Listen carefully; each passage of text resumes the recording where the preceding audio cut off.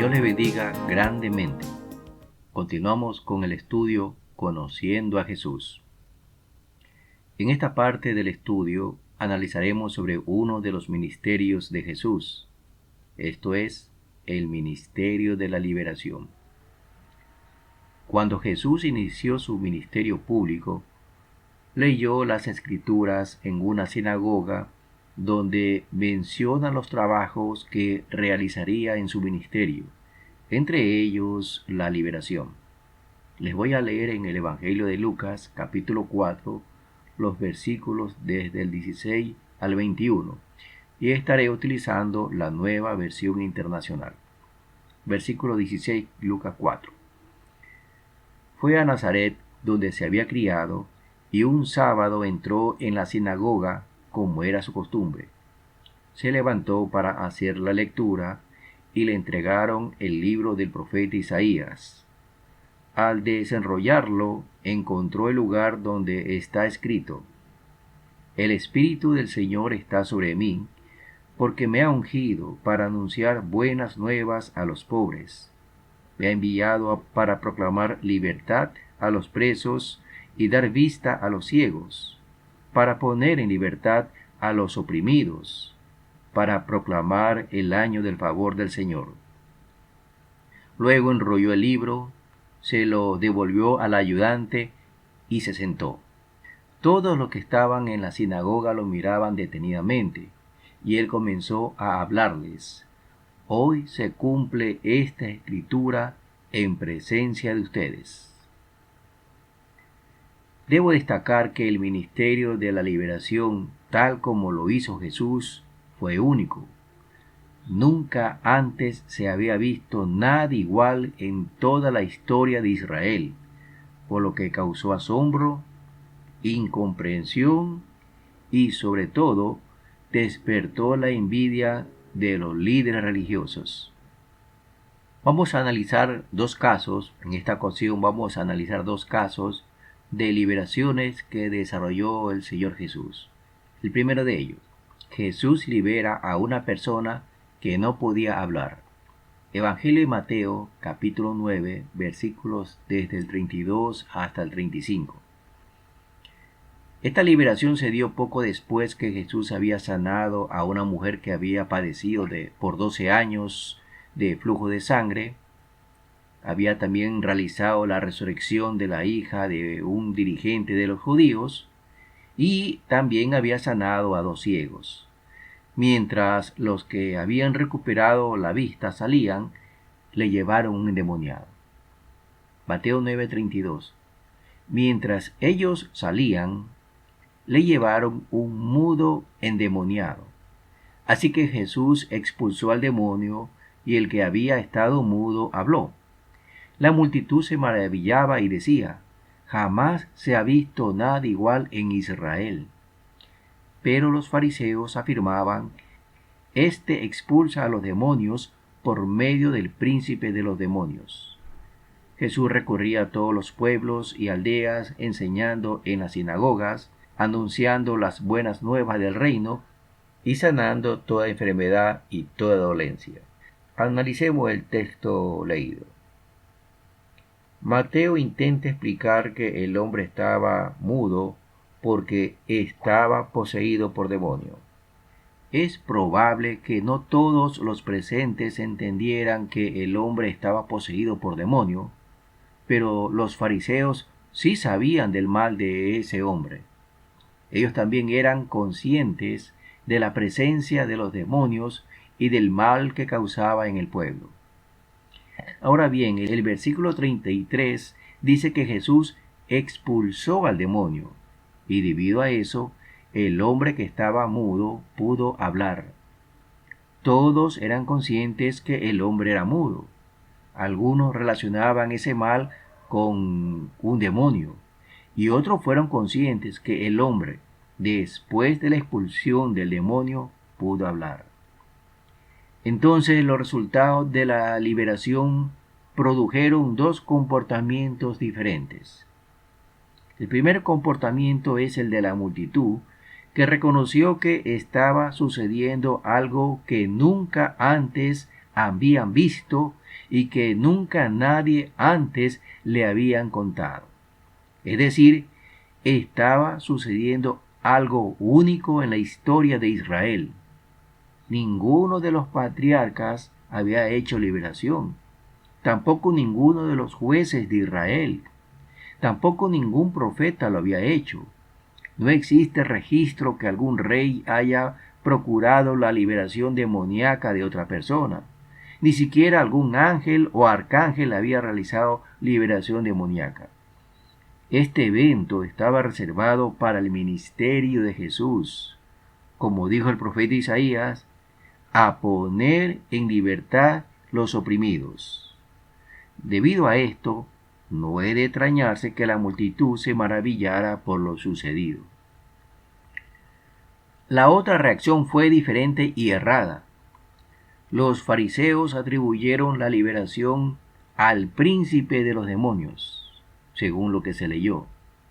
Lo que da a entender que los fariseos aseguraban que en Jesús existía una autoridad superior debido al respaldo del príncipe de los demonios.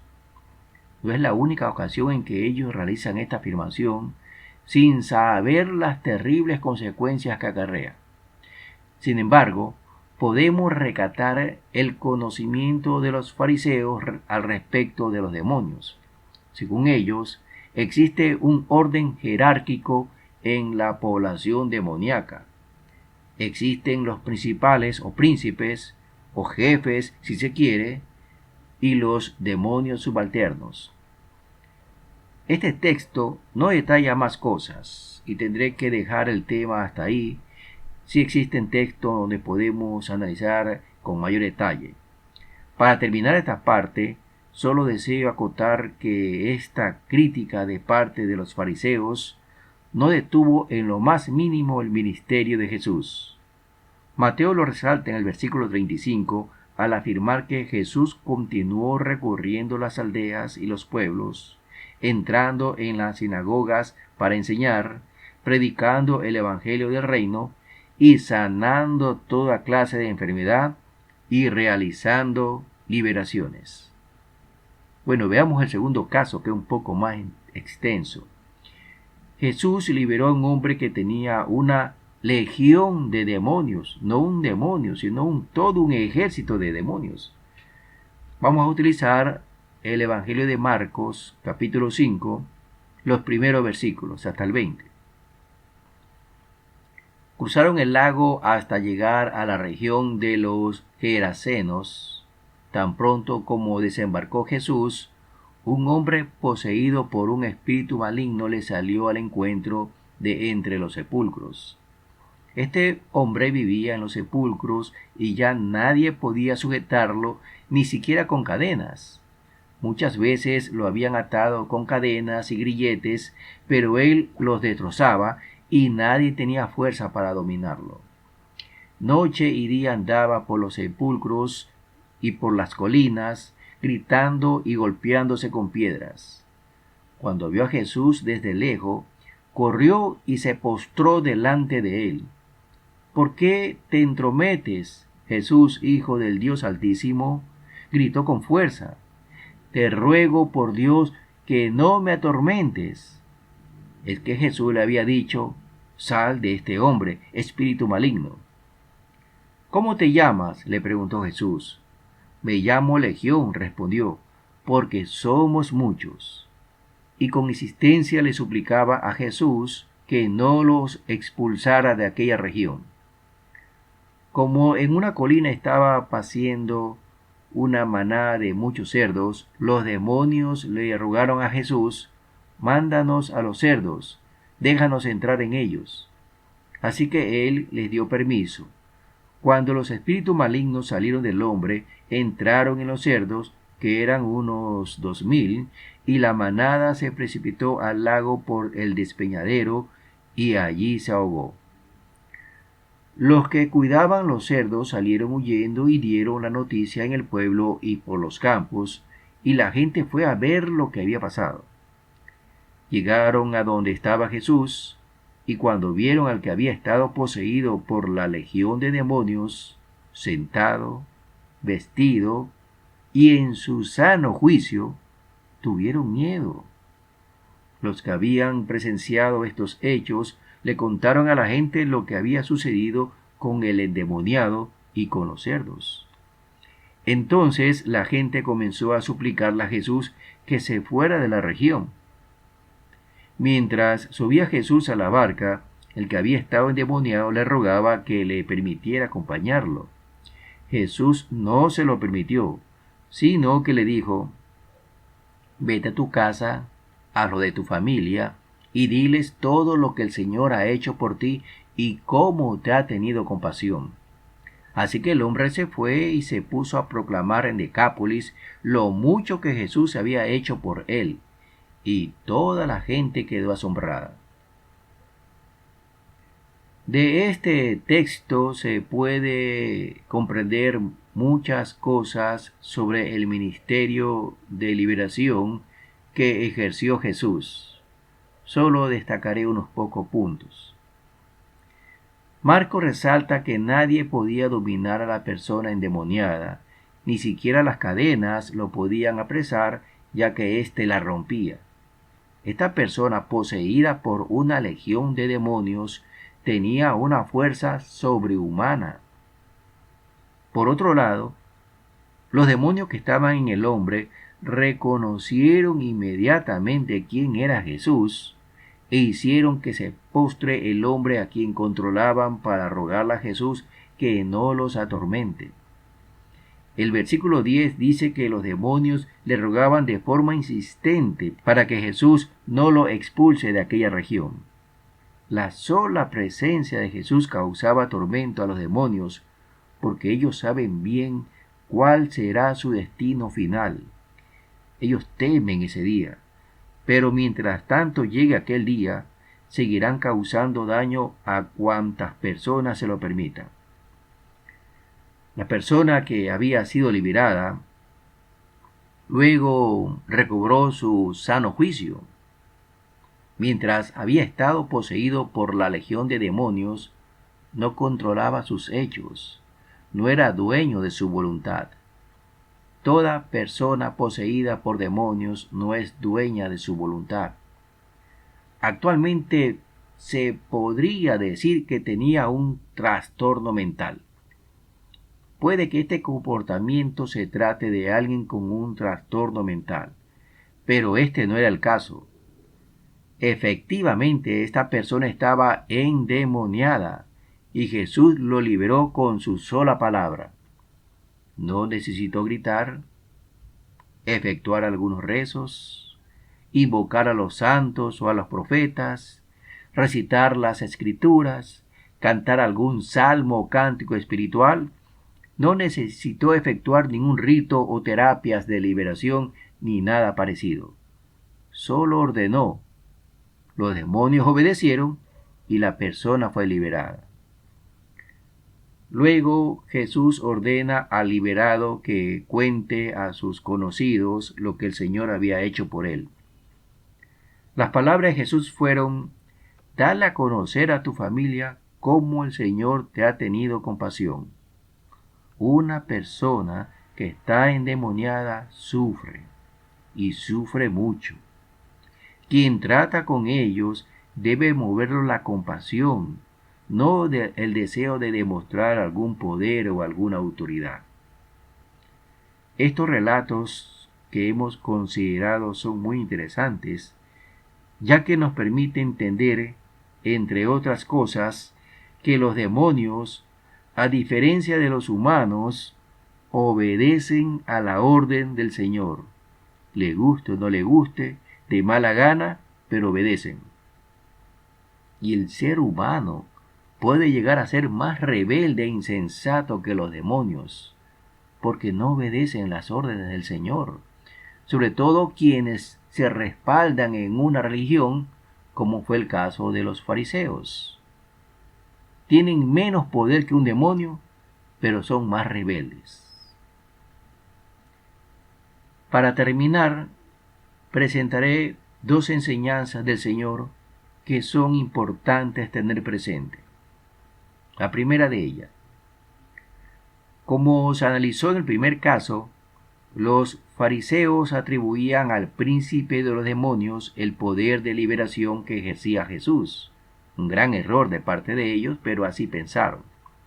Y el Señor hizo una afirmación muy delicada que les ruego tomen muy en cuenta. Vamos esta vez a ver en Mateo 12, 30 hasta el 32, donde se da otro caso de liberación y ellos vuelven a hacer esta afirmación.